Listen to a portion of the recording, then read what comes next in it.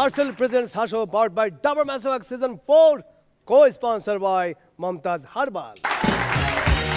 আমাদের সাথে আছেন রাবার ব্যান্ড, আছেন আমাদের পার্টিসিপেন্টরা এবং থাকতেই হবে আমাদের সম্মানিত জাজেসরা আছেন মাজহারুল ইসলাম, আছেন নিপুণ আক্তার, আছেন বিশ্বনন্দিত জাদুশিল্পী জুয়েলাইট এবং আছি আমি সাজু খাদেম। এবং এই অনুষ্ঠানে আরও যা যা আছেন বা থাকবে পুরস্কার পেলে সেই পুরস্কারগুলো হচ্ছে 1 লক্ষ টাকাও একটি 55 ইঞ্চি মার্সেল এলইডি টেলিভিশন, দ্বিতীয় পুরস্কার 50,000 টাকাও একটি 42 ইঞ্চি মার্সেল এলইডি টেলিভিশন, তৃতীয় পুরস্কার 25,000 টাকাও একটি 32 ইঞ্চি মার্সেল এলইডি টেলিভিশন এবং সেরা 10-এর বাকি 7 জনের প্রত্যেকে পাবেন মার্সেলের সৌজন্যে রেফ্রিজারেটর।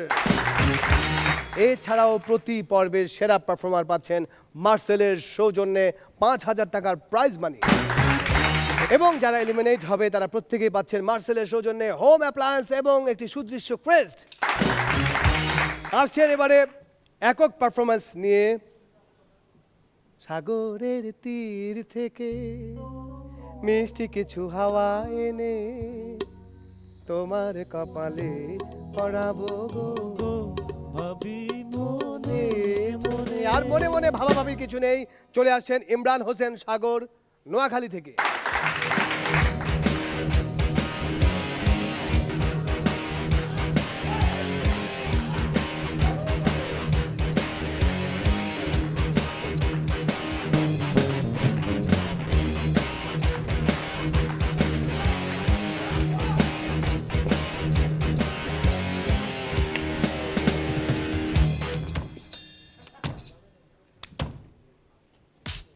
This is man.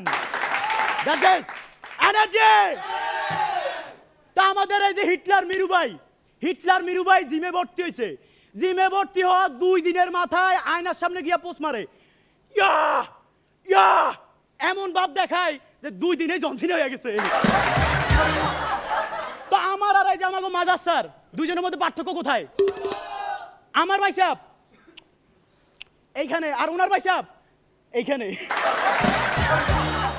তো একটা জিম করা ছেলে আর জিম না করা ছেলে খুঁজে বার করবেন কিভাবে? সিম্পল, জিম করা ছেলে ইয়া আমি, আর জিম না করা ছেলে খালিদ ভাই। This is man. তো খালিদ ভাইরে এই কথা বলার পর তার এইখানে লাগছে, একদম ভিতরে ঢুকে গেছে। খালিদ ভাই তো জিদ করে চলে গেছে জিমে গিয়া একদিন ব্যায়াম করছে, একদিন ব্যায়াম করার পরেই সে ওজন মাপার জন্য মেশিনের উপরে খাড়াইছে, লেখা উঠছে নো ডিভাইস ফাউন্ড। তা আমার এই বডি নিয়ে আমাকে মাজার স্যার খুব জেলাস ফিল করে। এই জেলাস ফিল করার কারণে উনিও চলে গেছে জিম করতে। জিম করার প্রথম দিন পরে উনিও সেই ওজন মাপার জন্য মেশিনের উপরে দাঁড়াইছে। কি লেখা উঠছে জানেন? ওভারলোড। তা আমাকে এই যে কালামানিক তারেক ভাই মেন্টর, উনিও কিন্তু জিম করে। একদিন হঠাৎ দেখতেছি আর রাস্তা দিয়ে আসতেছে, ওমা ওনার মনিটর ফাইটার রক্ত বাড়িতেছে। জিজ্ঞেলাম কি ব্যাপার ভাই, আপনার এই যে মনিটরটা ফাইটার রক্ত বাড়িতেছে কেন? কইরে না রে, আমাগো জিমের ট্রেনার একটা লেডিস, তার একটা কথা কইলাম আর সে আমারে ডাম্বেলটা তুলে একটা মাথার মধ্যে বাড়ি দিছে। আমি বললাম আপনি এমন কি কথা কইছেন যে আপনার মাথার মধ্যে ডাম্বেল দিয়ে বাড়ি দিছে? না আমি তেমন কিছু কই নাই, আমি শুধু তার এই কথা কইছি, আপা আপনি তো 3-4 বছর ধরে জিম করেন, আপনার এই শেপটা একটু দেখাবেন। বাংলাদেশে ম্যাক্সিমাম জিমে দেখা যায় ছেলে মেয়েরা একসাথে জিম করতে দেয় না। কেন জানেন? কারণ যদি একসাথে জিম করতে দিত তাহলে এই পোলাগুলা বডি বানানোচ্ছে, বডি দেখার দিকে নজর দিত বেশি। তা আমাদের এই খালিদ ভাই, মিরু ভাই, রনি ভাই 3জন একসাথে একদিন জিমে যায় পুশ আপ দিতেছে। প্রথমে রনি ভাই 1 2 3 এনার্জি শেষ। তারপর গেছে খালিদ ভাই, পাতলা পুতলা মানুষ। 1 2 এনার্জি শেষ। তারপরে গেছে মিরু ভাই। মিরু ভাই তো যাই দপা দপ 10-12টা পুশ আপ দিয়ে ফেলাইছে।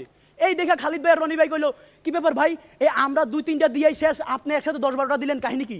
তখন মিরু ভাই কয়, আমার 1 সপ্তাহ পর বিয়ে। This is man.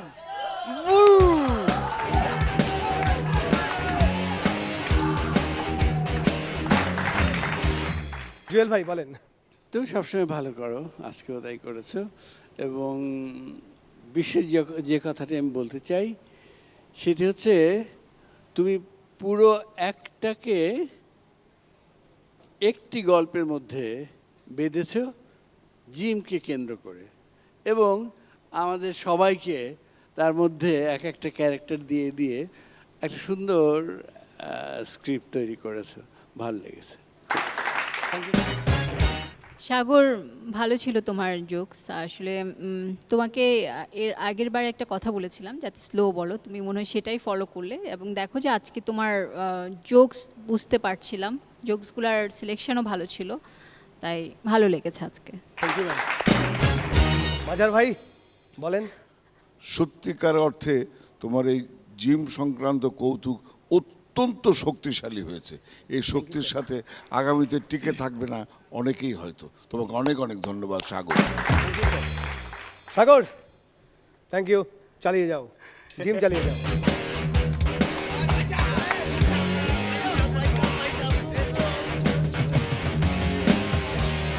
জুয়েল ভাই ও একদম ঠিকই বলে গেছে।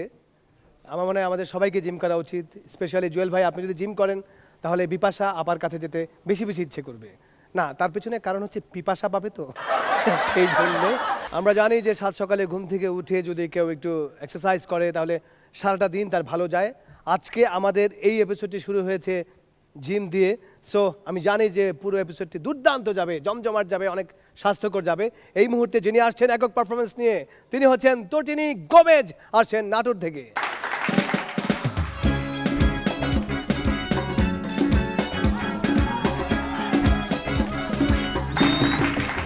প্রেমিক প্রেমিকারে বলতাছে, তোমার বাবার কি মিষ্টির দোকান আছে? কেন? আমি অনেক সুইট তাই? না, তুমি পুরা জিলাপির প্যাস। তো স্কুলে আগুন লাগার পর সাংবাদিক আর ছাত্রছাত্রীর কথা, কি ব্যাপার তুঙ্গ স্কুল পুড়ে গেছে আর তোমরা হাসতাছো? তাছাড়া হাসুম না, স্কুল পুড়ছে, ক্লাস করতে হবে না। প্রেমিকা, আই লাভ ইউ। প্রেমিক, আই লাভ ইউ টু। তোমার জন্য আমি পুরা দুনিয়ার সাথে ঝগড়া করতে পারি। তাহলে তুমি শুধু আমার সাথে ঝগড়া করো কেন? তুমি তো আমার দুনিয়া। বাবা, তো আমার এক বন্ধু আমার কাছে এসে বলতাছে, সিঙ্গেল থাকতে থাকতে জীবনটা এত অসহ্য হয়ে গেছে যে মনে হয় বাড়ির বাইরে পোস্টার টাঙাই দেই, আমার একটা গার্লফ্রেন্ড চাই, জীবিত অথবা মৃত। সকু মগলেশে বলতাছে, কি ব্যাপার তোর ব্যবসার কি অবস্থা? আরে আর কইস না, ব্যবসা তো বাড়ছে। মানে আধা বালতি শরবত আনছিলাম, এখন বৃষ্টির পানিতে 1 বালতি হয়েছে। এখন পড়ার টেবিলে বই নিয়ে বসলে বইও বইলে ওঠে, কিরে ভাই তো মোবাইলের চার্জ শেষ না ইন্টারনেট নাই? প্রথম যেদিন তোমাকে দেখেছিলাম বুকের মধ্যে ধুক ধুক শুরু হয়ে গেল। তুমি যখন আমার কাছে আসলে আমি কাঁপতে শুরু করলাম। তারপরে তুমি আমার কাছে এসে বলেছিলে, ওই যা আছে সব দিয়া দে। কি রে মামুর বেটা, তুই নাকি প্রেমে পড়েছিস? না, প্রেমে পড়ি নাই, আমি তো ক্লাস 10-এ পড়ি। বাবা বাবা আল্লাহ।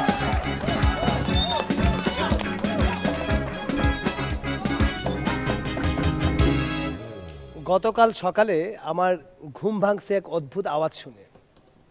নিপুণ একটু মনোযোগ দিয়ে শুনবি প্লিজ। কে যেন চিৎকার করছে, I love you, I love you, I love you. আমি বললাম বাপরে, এত রোমান্টিক কে? আমি তো উঠলাম, উঠে জানালাটা খুলে দেখি বলতেছে, এই লেবু, এই লেবু। মাঝার ভাই তটিনী সম্পর্কে কি বলবেন, বলেন। খুব পরিচ্ছন্ন কৌতুক এবং সুন্দর সুন্দর কৌতুক, ছোট ছোট কৌতুক, কিন্তু কৌতুকের মধ্যে বেশ রসবোধ ছিল এবং বেশ রসালো ছিল। আমার মনে হয় কৌতুকের রস ওর নাটোরের কাঁচাগোল্লা থেকেও আরও বেশি উপাদেয় ছিল। ধন্যবাদ। নিপুণ। তটিনী ভালো করেছো আজকে, তোমার পারফরমেন্স ভালো ছিল।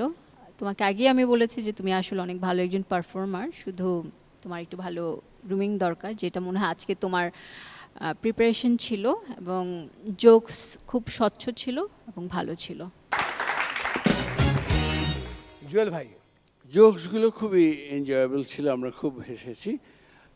তবে একটা জিনিস তোমাকে একটু আরও এগোতে হবে, সেটা হচ্ছে তোমার ভঙ্গিগুলো প্রায় একই রকম, যেন তালি দেওয়ার ভঙ্গি করে নিচু হয়ে, এবং সেই জিনিসটি কিন্তু তুমি এখনও কাটাতে পারোনি, ওইটা কাটাতে হবে তোমাকে।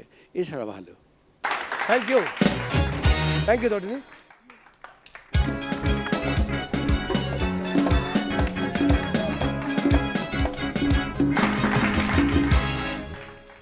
আমাদের এক বন্ধু আছে এবং একজন অভিনেতা মার্জুক রাসেল, আপনারা সবাই চিনেন এই অভিনেতাকে। তার একটি কবিতার লাইন আছে, কবিতার লাইনটা আমার খুব পছন্দের। সেটা হচ্ছে, ঘরের বিবি না পরের জীবী, বিবি জীবী বুঝি না, দুদণ্ড শান্তি যে দেন, সেই তো বনলতা সেন। এবারে আসছেন তসলিম হাসান হৃদয়, বরিশাল থেকে।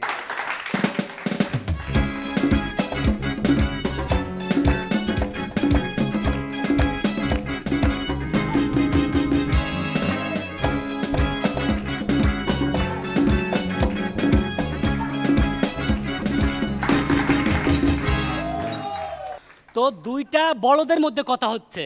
তো প্রথম বলদ বলতেছে, কিরে কাল রাতে তোদের বাড়িতে চোরটারে ধরলি না? কয় না। কয় কেন? কয় তবে ফিঙ্গার প্রিন্ট রাইখা দিছি। তাই? কোথায়? আমার গালে। আমার তবারক চাচা আর ভাতিজা হামিমের মধ্যে তুমুল ঝগড়ার এক পর্যায়ে তবারক চাচা বলতেছে, ওই তুই আমার হাত দেখছস, থাবড়ায় তোর চেহারা পাল্টায় দিমু। ভাতিজা হামিম বলতেছে, আমার পাও দেখছস? কয় কি কি করবি তুই? দৌড় দিমু। তো আমার ভাতিজা হামিমের অভ্যাস, মানে ছোট সময় থেকে তার একটা শখ, সে বিজ্ঞানী হবে। তাই সে পরীক্ষা করার জন্য একটা ব্যাঙ আনলো। ব্যাঙটার প্রথমে একটা পাও কাটলো, পাওটা কেটে ব্যাঙটাকে বললো হাঁটো। ব্যাঙটা কষ্ট করে হাঁটা শুরু করলো। তারপর দুইটা পাও কাটলো, বললো হাঁটো। ব্যাঙটা এবার আরও কষ্ট করে হাঁটা শুরু করলো। এভাবে ব্যাঙটার সবগুলো পাও কেটে ফেললো এবং বললো হাঁটো, কিন্তু ব্যাঙটার হাঁটতে পারলো না। এবার ভাতিজা হামিম ঘোষণা করলো, ব্যাঙের সবগুলো পাও কেটে ফেললে ব্যাঙ কানে শোনে না। তো আমাদের মধু চাচার প্রচণ্ড কাশি। তো মধু চাচা সেদিন হাসপাতালে গেল। হাসপাতালে যায় ডাক্তারে বলতেছে, ডাক্তার সাহেব আমার প্রচণ্ড কাশি। ডাক্তার তারে পরীক্ষা টরীক্ষা করে বলতেছে, তা চাচা আপনার কখন বেশি কষ্ট হয়? মধু চাচা বলতেছে, ডাক্তার সাহেব আমার তো তখনই বেশি কষ্ট হয় যখন আমি কষ্ট করিয়া কাশি আর পাশে থেকে নেড়ি কুকুরটা উত্তর দেয় গেউ গেউ। আমাদের মিরু ভাই ইয়া বড় চুল। তো বাসা থেকে সবাই বলতেছে, আচ্ছা মিরু অনেক তো হয়েছে, এবার এই চুলগুলা কাটতে ফেলা। মিরু ভাই বলতেছে, কেন আমার এই সাদের চুল কাটমু কেন? আরে সেটা না, শোন, যখন এই ছেলে পক্ষ তোর চাচাতো বোনরা দেখতে আসে, তোরে পছন্দ করে চলে যায়। তো সেদিন একটা অফিসে বসে দুইটা কর্মচারী আর অফিসের বস কথা বলতেছে। হঠাৎ তাদের সামনে একটা দৈত্য আসলো, আয়সা বলল, আমি তোদের প্রত্যেকের একটা করে ইচ্ছা পূরণ করতে চাই। তো প্রথম কর্মচারী বলল, আমার ইচ্ছা আমি আমেরিকা যাব। ব্যাস, তাকে আমেরিকা পাঠিয়ে দেওয়া হলো। দ্বিতীয় কর্মচারী বলতেছে, আমার ইচ্ছা আমি কানাডা যাব। ব্যাস, তাকে কানাডা পাঠিয়ে দেওয়া হলো। এবার অফিসের বস বলতেছে, আমার ইচ্ছা ওই দুই গদ্দপরে এই মুহূর্তে আমি আবার অফিসে দেখতে চাই। তো আমাদের কালাচান তারেক ভাই, তো সেদিন তারেক ভাই গেল একটা পুরাতন জমিদার বাড়ি দেখতে। তা মাঝ রাতে হঠাৎ একটা দৈত্যের সাথে দেখা। দৈত্য তো তারেক বাড়ি দেখেই বললো, এই বাড়ি আমার, এই বাড়িতে আমি 300 বছর যাবত আছি। তার কথা শুনে তারেক ভাই বলতেছে, উফ এতক্ষণ তো আমি আপনারই খুঁজতেছিলাম, আপনি আগে বলেন টয়লেটটা কোন দিকে। থ্যাংক ইউ আরে বাবা,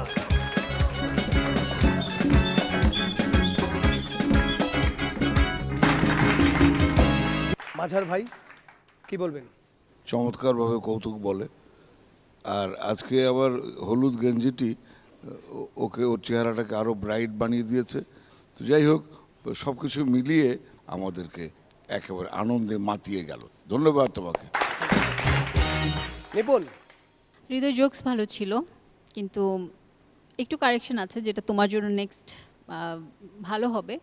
সেটা হলো যে এখন আসলে তুমি প্রথম থেকে কিন্তু একই রকম গেট আপে আছো, একই রকম নাচটাও মোটামুটি সিমিলার, একই জিনিসে ঝুঁকছো। তো মনে হয় তোমাকে শুধু জোকস না, তোমাকে নিজের একটু কস্টিউমের দিকেও তোমাকে একটু নজর দিতে হবে, কিছু গ্যাটাপে যেতে হবে, গ্যাটাপের সাথে মিল রেখে তুমি কোনো জোকস বানাও, তখন দেখবা যে এটা আরও বেশি স্ট্রং হয়ে যাবে। এখন তুমি জোকস ভালো বলো, কিন্তু সেটার সাথে যদি একটু নিজেকে এগুলি দিয়েও প্রিপারেশন দাও, তখন যেটা হবে দেখতেও ভালো লাগবে, শুনতেও ভালো লাগবে। জুয়েল ভাই, দিন কিন্তু ক্রমেই সামনের দিকে এগোচ্ছে, কম্পিটিশন টাইটার হচ্ছে। অতএব তোমাকে যদি এই কম্পিটিশনে উইন করতে হয়, তাহলে তোমাকে আগের চাইতে আরও অনেক ভালো করতে হবে, এইটা মাথায় রেখো। আজকেরটা ভালো লেগেছে, কিন্তু আরও বেশি ভালো চাই। Thank you Taslim Hasan, Hridoy.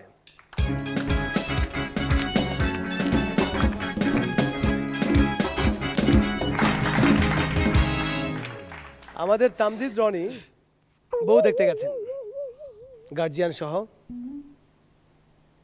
Drawing রুমে তামজিদ রনি বসা, সাথে গার্জিয়ানরা বসা, বন্ধুরা বসা, মিষ্টি টিষ্টি আছে। তো পর্দার ফাঁক দিয়ে মা এবং মেয়ে ছেলেটাকে দেখার চেষ্টা করছে যে ছেলেটা কেমন। পাত্রীর মা ছেলেটাকে দেখার সাথে সাথেই বলছে, হারামজাদা এখনো বিয়ে করেনি। বলছে, মা কেন? ও তো আমাকেও দেখতে আসছিল। মাঝখানে আমি শুটিং করার জন্য গিয়েছিলাম রোজ গার্ডেনে, ঠিকাটুলিতে।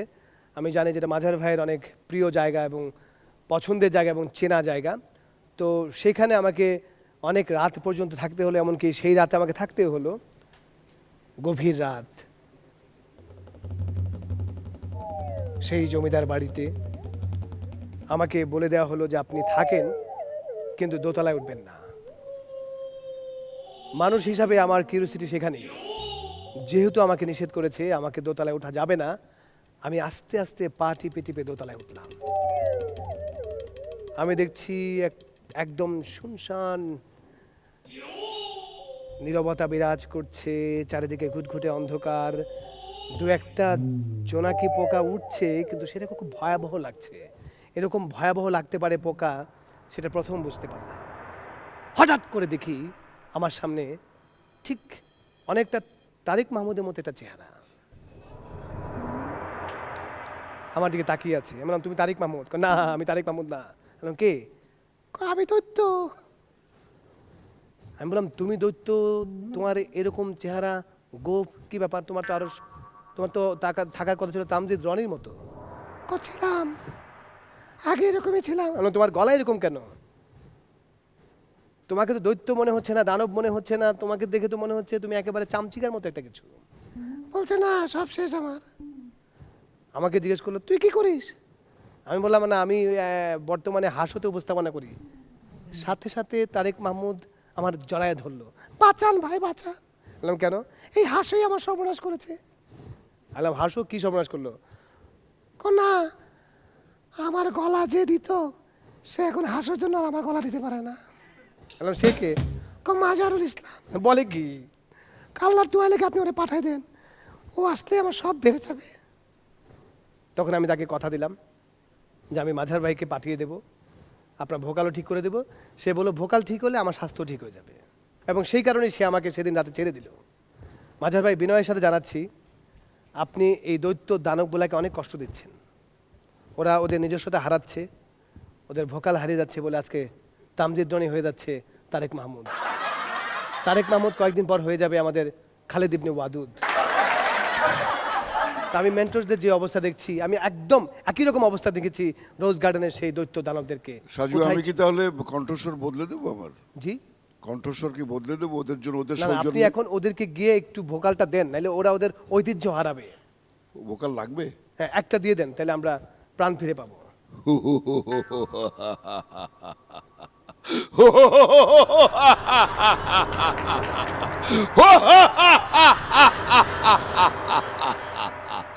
গোলাম হাজির, হুকুম করো মালিক। আসলে সব কিছুর সমন্বয় নিয়েই হচ্ছে একজন পরিপূর্ণ মানুষ, একটা পরিপূর্ণ পারফরমেন্স। এখন এই মুহূর্তে দুজনের সমন্বয়ে একটি অসাধারণ পারফরমেন্স হবে। আসছেন মিলা নৌভা চট্টগ্রাম থেকে এবং মাহমুদুল হাসান তার দেশের বাড়ি গেস্ট পারফর্মার।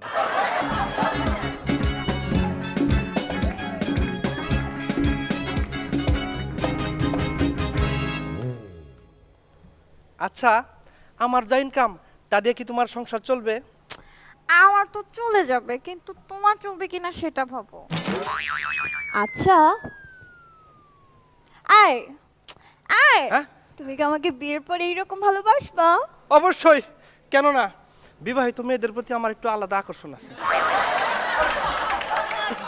আচ্ছা, তুমি আমাকে কেমন ভালোবাসো? একেবারে ফরমালিন মাখা ভালোবাসা যাকে বলে, ভেতরে যাই থাক উপরে কিন্তু অলওয়েজ ফ্রেশ। দারুণ তো। আচ্ছা, তুমি আমাকে কেমন ভালোবাসো? আমি আমি তো তোমাকে লোডশেডিং এর মতন ভালোবাসি। বাহ, একেবারে অন্ধ ভালোবাসা যাকে বলে, তাই না? জি না, এখন ভালোবাসি, কিছুক্ষণ পরেই ভুলে যাই। এই কারণেই তো বলি, গত রাত্রে তোমার মোবাইল 1টা থেকে 3টা পর্যন্ত বিজি ছিল কেন? না মানে আমি তো আসলে ফোনে কথা বলছিলাম, আমার বান্ধবী ওই যে না মানে রুমা ওই রুমার সাথে কথা বলছিলাম আর কি। কে? তোমার সব আবার পরিবর্তন হবে না? না, তুমি আমার সাথে এত বড় চিট করতে পারলা? আমি তোমার সাথে চিট করেছি? এই, আমি তোমার সাথে কি করেছি? হ্যাঁ, চিটটা কি? গত রাত্রে তো আমি সারা রাত রুমার সাথে কথা বলছি। তুমি রুমার সাথে কথা বলেছো? এই, তুমি আমার সাথে আর কত চালাকি করবা? আমি ফোন দিই নাই তো। শোনো শোনো, রুমায় আমারে ফোন দিছিল, ও বললো ওর সব চুল পড়ে যাইতেছে, তাই আমার কাছে পরামর্শ চাইছে। তা তুমি কি এমন পরামর্শ দিয়ে ওকে উদ্ধার করেছো? না, আমি বললাম যে মমতাজ হারবালের হেল্প সেন্টারে কল দিতে। তা এইটুকু একটা কথা বলতে পুরো রাত লাগে বুঝি? না, শুনো না কি হয়েছে। এরপরে ও আমারে বললো ওর মোবাইলের কি জানি একটা সমস্যা হয়েছে। হ্যাঁ, তারপরে আমি বললাম যে তুমি মোবাইল কোম্পানির কল সেন্টারে ফোন দাও। তা কল সেন্টারে কথা বলার জন্য পুরো রাত লাগে না? তুমি আমারে শেখাও। এই, তুমি আমারে শেখাও। আচ্ছা শোনো না, আহা রাগ করো না। এরপরে কি হয়েছে শোনো। এরপরে ও বললো কি তোমার কিছু প্রশংসা শুনতে চায়। যা, সামান্য একটু রাতের মধ্যে তুমি আমার প্রশংসা করে ফেলতে পারলে। সিসি, সম্ভব নাকি? তোমার প্রশংসা করতে করতেই তো আমার মোবাইলের চার্জই শেষ হয়ে গেল।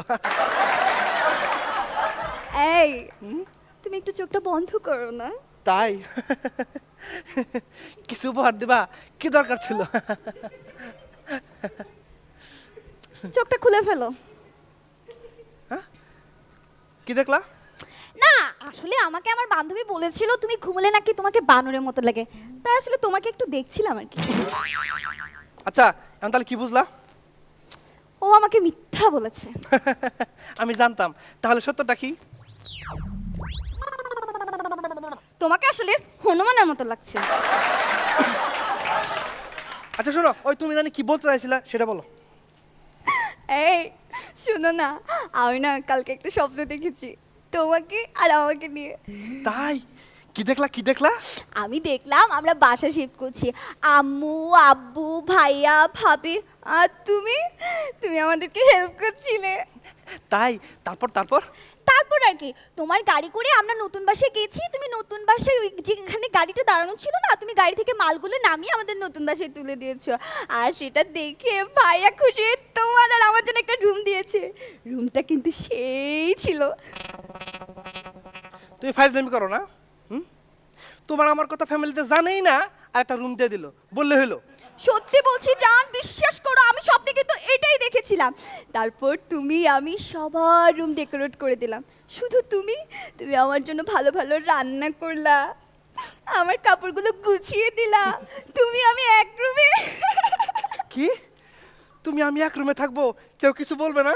ধুর বাবা, বললাম না স্বপ্ন দেখছিলাম। তারপর আমরা ওয়েট করছিলাম কখন রাত হবে। ঠিক ওই সময় একবার ভাবি আসে একবার ভাই আসে, আমরা হচ্ছিলাম দিন কেন যায় না, রাত কেন আসে না, আর তুমি আমি। শোনো, তুমি একটু তাড়াতাড়ি বলো, দিনের পাটটা রাখো, রাত্রে কি হলো সেটা বলো। ওইখানে তো যত গন্ডগোল, যে কিনা আমি রাতে স্বপ্নটা দেখবো ঠিক তখনই আমার ঘুমটা ভেঙে গেল। এই ফাইজলামি করো তুমি আমার সাথে না? তুমি আমার লেবার বানাইলা, ড্রাইভার বানাইলা, আমার দিয়ে কাপড় ধোয়াইলা, রান্না করাইলা, আর আমার যখন একটু রিল্যাক্সের দরকার তখন তোমার ঘুম ভেঙে গেল না? যাও, তোমার সাথে আমার কোনো সম্পর্ক নাই, আমি গেলাম। এই কোথায় যাচ্ছ? নরকে যাচ্ছি, নরকে। ভালো থাকো, বাই। দেখছেন অবস্থাটা?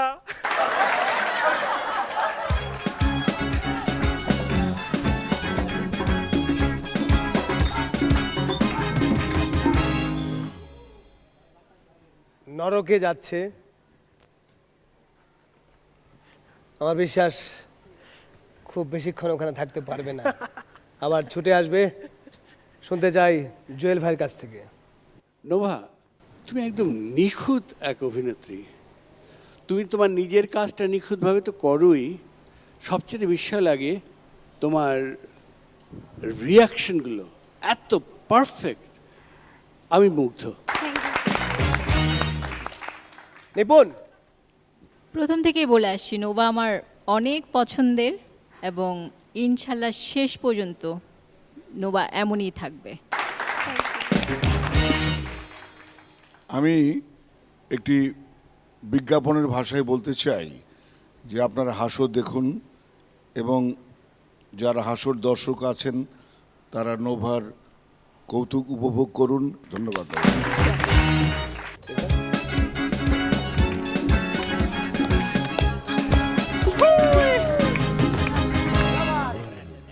একদম ফাটিয়ে দিল মিলা, নোভা এবং মাহমুদুল হাসান। এরকম পার্কে বসে এই ধরনের প্রেম আমি জানি না আপনাদের করার অভিজ্ঞতা আছে কিনা, আমার অন্তত নেই, কিন্তু ঘটনা বোধহয় এরকমই ঘটে। এবং যেভাবে ওরা এক্সপ্রেশন দিয়েছে, যেভাবে পারফরমেন্স করেছে, তাতে একেবারেই বিশ্বাসযোগ্য মনে হয়েছে এই পারফরমেন্সটি, এবং এইভাবেই বিশ্বাসযোগ্য পারফরমেন্স চলবে হাসতে। চমৎকার চমৎকার পারফরমেন্স হচ্ছে, এবং আমাদের পার্টিসিপেন্টরা যেভাবে পারফরমেন্স করে যাচ্ছে তাতে বিচারকেরা আসলেই বিপাকে পড়ে গেছেন। এবার যিনি আসবেন তিনি হচ্ছেন আফনান আহমেদ রাশেদ, আসছেন নারায়ণগঞ্জ থেকে।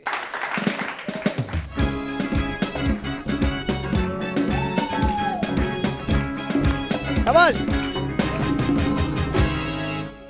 আসসালামু আলাইকুম। তাজ্জব ব্যাপার সাজু ভাই, আমাদের লিড গিটারিস্ট বাবু ভাইকে আমি বান্দর বলছি, এর জন্য হাসান ভাই আমাকে 500 টাকা জরিমানা করছে। তো আমি 500 টাকা জরিমানা দিয়ে কইলাম, বাবু ভাইরে বান্দর বলছি, 500 টাকা জরিমানা করছেন, ঠিক আছে, কিন্তু বান্দর রে তো বাবু ভাই কইলে কোনো সমস্যা নাই। আচ্ছা বলুন তো, প্রকৃত ব্রিলিয়েন্ট স্টুডেন্ট কারা? যারা সায়েন্সের বিষয়গুলো বানাইয়া বানাইয়া লেখে। ওরে বাবা, সেদিনে ঝাক্কাস ভাই তার গার্লফ্রেন্ডকে হাতের চুড়ি গিফট দিছে, তো ঝাক্কাস ভাইয়ের গার্লফ্রেন্ড বলতাছে, জান চুড়িগুলো আমাকে পরায় দাও। তো এই শোনার পর আবার ঝাক্কাস ভাই বলতাছে, ইসিরে আগে যদি জানতাম তাহলে তোমার জন্য শাড়ি নিয়ে আসতাম। প্রকৃতি বিজ্ঞানী বেয়ার গিলস একদিন জঙ্গলের মাঝখান দিয়ে হাইটা যেতেছিল, হঠাৎ তার সামনে আসলো একটা অজগর সাপ। তারপর কি হলো? অজগরের বউ বিধবা হয়ে গেল। সেদিন ফালতুর মাথায় আমি ব্যান্ডেজ দেখা কইলাম, কি রে ফালতু, তোর মাথা ফাটলো কেমনি? এই শুনা ফালতু বলল, আব্বার সাথে বৈশা টিভিতে হাসো দেখতাছিলাম, হঠাৎ একটা মাছি মাথার উপরে বসলো, তারপর মাথাটা ফাইটা গেল। আমি গেলাম, ওই বলত পাইছস, মাছি বসলে আবার মাথা ফাটে? হ, আব্বা আবার মাছি লাঠি দিয়ে আমারে তো। আচ্ছা বলুন তো, স্পিকারের উপরে কে? তার বউ, লাউড স্পিকার। সেদিনে ঝাক্কাস কাকা পুলিশের দোকানে যায় বলতেছে, ভাই আমার ঘরে চোর আসছিল, চোরে আমার বাসায় চুরি করতে লইছিল, তারপর আমি চোরের তো দড়ি দেয়া পা বাঁধা রাখছি। এই শোনার পর পুলিশ বলতেছে, তাজ্জব ব্যাপার, আপনি পুলিশে দড়ি দেয়া পা বাঁধছেন, হাত বাঁধেন নাই, এতে তো চোর পালায়া যেতে পারে। অনেকক্ষণ ভাইবা আমাদের ঝাক্কাস কাকা বলতেছে, আরে না, যে বুদ্ধি আমার মাথায় আসে নাই সে বুদ্ধি চোরের মাথায় কেমনে আসবো? লিপুন আপু, চিড়িয়াখানায় বানরের খাঁচার সামনে যখন দুইটা মেয়ে দাঁড়িয়ে থাকে তখন একজন আরেকজনের বলে, ওই দেখ দেখ বানরটা কত কিউট। আর যদি দুইটা ছেলে দাঁড়িয়ে থাকে তখন একজন আরেকজনকে কি বলে? ওই দেখ তোর ডুপ্লিকেট। টিভিতে বাংলাদেশের খেলা চলতেছে, সাকিব আল হাসান বলে বলে ছয়, বলে বলে ছয়, বলে বলে ছয় মারতাছে। তো এইটা দেখা কমেন্ট্রি বক্স থেকে ধারাভাষ্যকার বলতাছে, এবারও পরে বলে ছয় মারলো সাকিব আল হাসান। এইটা শুনে আমাদের পিস্তল বলতাছে, হ মারবই তো, পরের বল না, নিজের বল হইলে তো একটু রইয়া সইয়া মারতো। ধন্যবাদ। বাহ,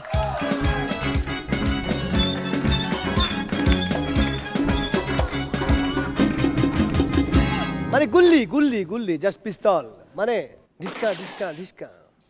মাজার ভাই, ভাষা হারানো মতো ব্যাপার। মানে কি যে একটা শার্প তার বাচন ভঙ্গি, আর পারফরমেন্স শব্দে শব্দে। তারপরে মানে আমরা বলি না যে তুমি একটু দ্রুত বলছো, তোমার শব্দ বোঝা যাচ্ছে না, কিন্তু ও তার জোকসের গতি ইনট্যাক্ট রেখে পরিচ্ছন্নভাবে তুলে ধরেছে জোকসগুলো। দুর্দান্ত, প্রত্যেকটা বিষয়বস্তু ভালো ছিল এবং প্রাসঙ্গিক ছিল এবং খুব খুব ভালো হয়েছে। নিপুণ, তোমার লুকসটাই খুব ইন্টারেস্টিং আসলে। মানে কিছু মানুষকে দেখলেই ভালো লাগে, দেখতে ইচ্ছা করে যে হ্যাঁ সে কী বলছে। এই জায়গা থেকে এটা তোমার খুব প্লাস। আর যেহেতু আসলে তুমি এটা তোমার কারেকশনের জন্য বলছি, কারণ এটা আসলে তোমার বুঝার কথা না, তারপরও বলে দিচ্ছি। এটা আসলে তোমার গ্রুমারদের বলা উচিত ছিল। যখন তুমি ক্যামেরার সামনে অনেক বড় হা করে আসবা, এটা অনেক বড় লাগবে দেখতে। মানে তুমি যখন ঢুকো তখন তুমি হাসো ঠিকই, কিন্তু কখন যে মুখ খুলে যায় সেটা তুমি বুঝতে পারো না। তাই আমি গ্রুমারদেরকে বলছি এটা একটু আপনারা জাস্ট খেয়াল রাখবেন, যাতে ও যখন ঢুকে ও কিন্তু এইভাবে আসা, তখন কিন্তু এটা কিন্তু স্ক্রিনে দেখতে একটু অড লাগবে। এছাড়া তোমার জোকস খুব ভালো ছিল। জুয়েল ভাই, তুমি ক্রমেই তুবড়ির মতো উপর দিকে উঠছ, শো শো করে। সবচেয়ে আমার যে জিনিসটি ভালো লেগেছে, জোকসগুলো তো ভালো লেগেছে, ব্যক্তি তোমাকে ভালো লাগে, আর মানুষের সৌন্দর্য হচ্ছে তার গুণ, তাই না? সেই গুণ তোমার ক্রমেই ঝকঝকে হচ্ছে। এবং আমি যে জিনিসটি সবসময় পছন্দ করি সেটা হচ্ছে গল্পের মালা গাথা। তুমি কিন্তু টুকরো টুকরো গল্পই বলেছো, কিন্তু তার মধ্যে মাথা ফাটালে তোমার বন্ধুকে, তোমার ঝাক্কাস কাকাকে নিয়ে আসলে, মানে ঝাক্কাস কাকা, তাই না? তাজ্জব ব্যাপার। হ্যাঁ হ্যাঁ, তারপরে সাকিব আল হাসানকে নিয়ে আসলে, অর্থাৎ আমাদের সমস্ত চেনা সার্কেলকে তুমি তোমার গল্পের মধ্যে গেঁথে দিলে, আর এই গেঁথে দিয়ে আমাদেরকে আলাদা ইমোশনে বেঁধেছো। ধন্যবাদ। তুমি কি জানো যে সাকিব আল হাসান কিছুদিন আগে একটা স্ট্যাটাস দিয়েছেন, সেখানে লিখেছিল যে বাচ্চার জন্য কিছু কেনা আর একটা ওয়ান ডেতে 100 করা একই সমান। Thank you Afnan Ahmed Rashed.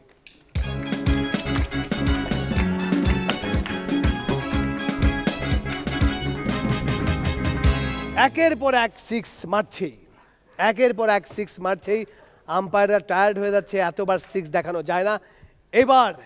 এবার হচ্ছে খেলার আসল সময়, মানে ফলাফল।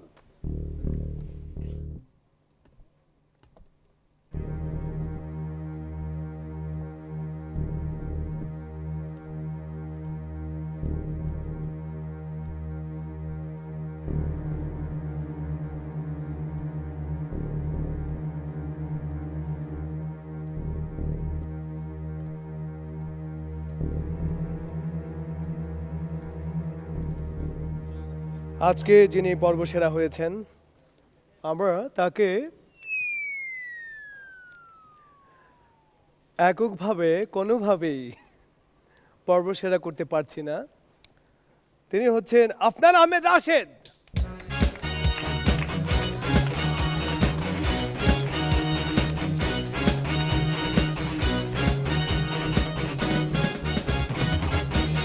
এবং যৌথভাবে আরেকজন হয়েছেন, তিনি হচ্ছেন মিলানোভা।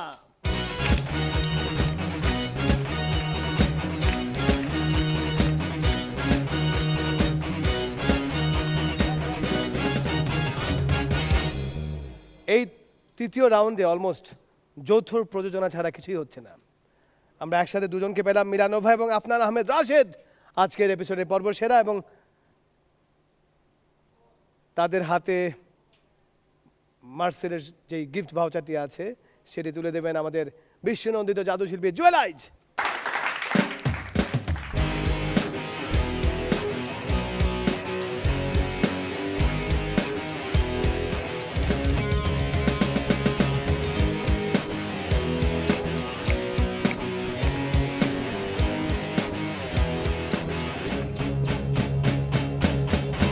পেয়ে গেলাম আমাদের পর্ব সেরাদের, আর যখন আমরা পর্ব সেরাদের পেয়ে যাই তারপর আমাদের আর কিছুই করার থাকে না চলে যাওয়া ছাড়া। আমরা এখন চলে যাব, কিন্তু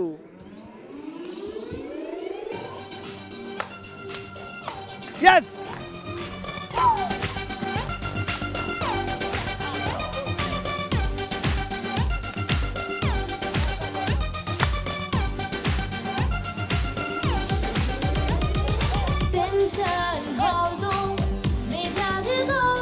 বাজারে আগুন দাম, অবস্থা চরম, breakup, relation, demotion, promotion, remote হাতে নিয়ে জমে যাও টিভিতে।